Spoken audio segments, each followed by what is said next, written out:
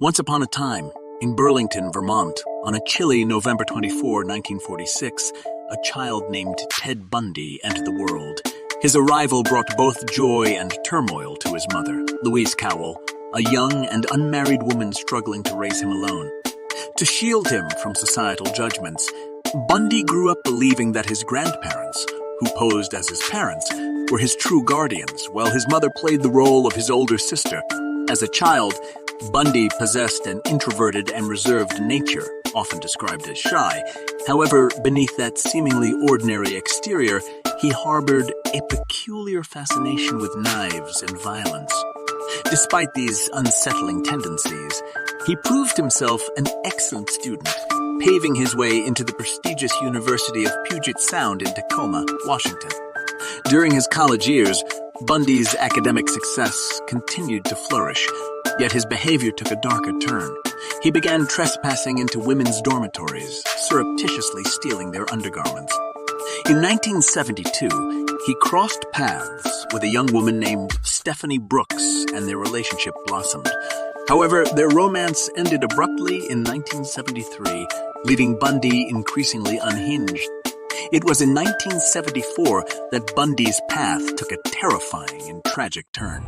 He commenced a series of murders targeting young women in Washington state, luring them into his car with false pretenses. He would then subject them to unspeakable acts of violence before ending their lives. His depravity reached unimaginable depths, as he would even return to the crime scenes to commit further acts of desecration.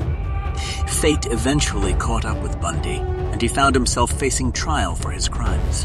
The evidence against him was overwhelming, and he was found guilty of murdering several women.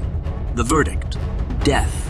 However, Bundy's cunning and determination proved formidable as he managed to escape from custody not once, but twice. Once in 1977 and again in 1978. The year 1979 marked the end of Bundy's reign of terror. Finally, captured in Florida, he faced trial once again, this time for the murders of 2 women and the assault of 3 others. The justice system swiftly condemned him, and he received the death sentence. Bundy's days turned into years on death row, as he sought to delay the inevitable by launching appeals and legal maneuvers.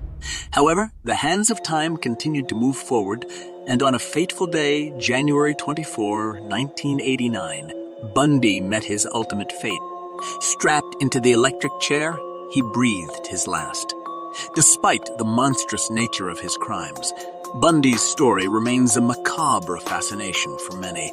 His life and atrocities have become the subject of countless books, movies, and documentaries, etching his name indelibly into the annals of history. His legacy is one that continues to haunt the collective conscience of society, a chilling reminder of the darkness that can exist within the human soul.